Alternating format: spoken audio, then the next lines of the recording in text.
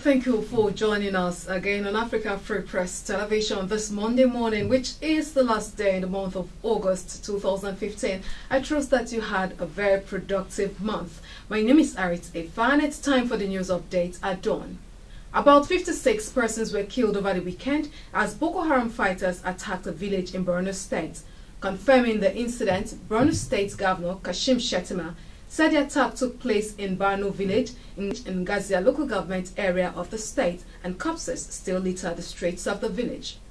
Department of State Services has arrested 20 suspected Boko Haram commanders in Lagos, Kano, Enugu, Plateau and Gombe states. The suspects who were arrested between July 8 and August 25, 2015 include the mastermind of the suicide attack in Potiskum, Kano, Zaria and Jos.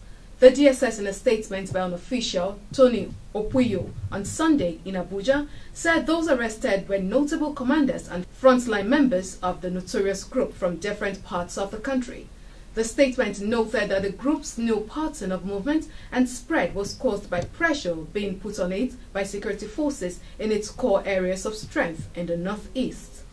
Senate President Bukola Saraki will today lead the Nigerian delegation to participate in the 4th United Nations Conference of Parliamentary Heads holding at the organization's headquarters in New York, United States.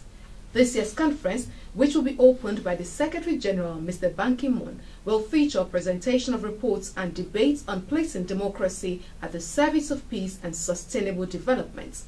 Other issues billed for debate include challenges facing parliaments today, parliamentary oversight, challenges and opportunities, while a bilateral meeting with Dr. Saraki is expected to be hosted by the Speaker of the Israeli Parliament, Mr. Yuli Yoel Edelson.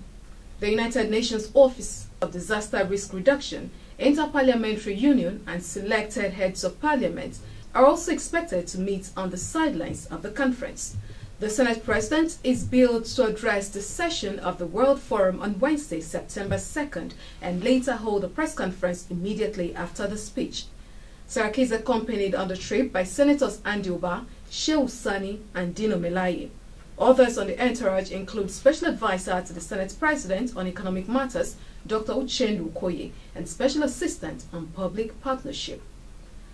As a result of falling oil prices and pressure on the Naira, the slower economy and tightening bank liquidity, Fitch Rating has warned that Nigerian banks are heading into financial and operational difficulties.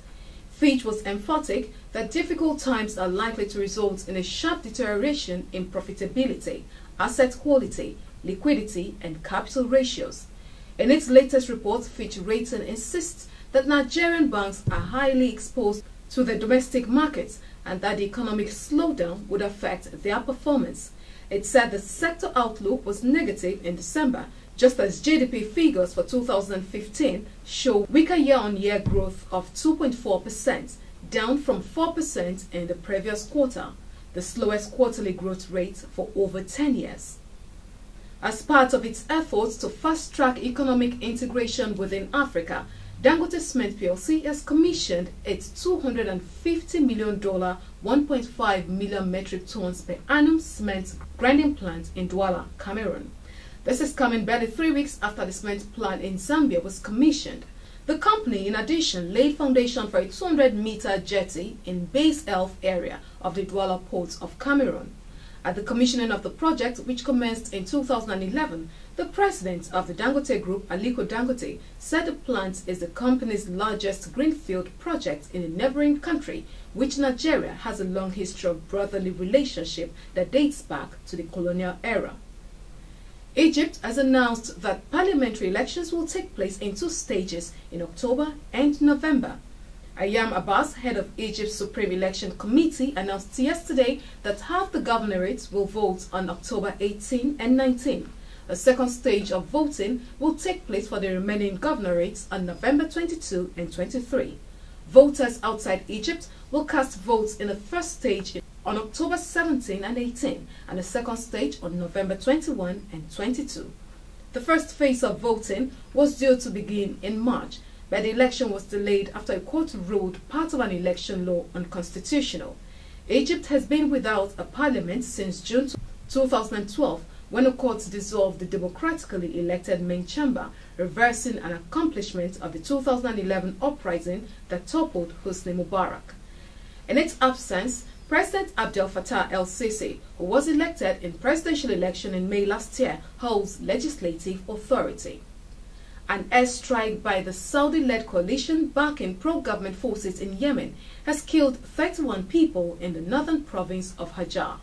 The strikes hit a bottling plant in the province on Sunday morning. Most of the dead were civilians. The UN says almost 4,500 people have died since the coalition started its campaign in March, and that there is now a humanitarian catastrophe. The European Union has announced emergency talks on 14 September to deal with escalating migration crisis.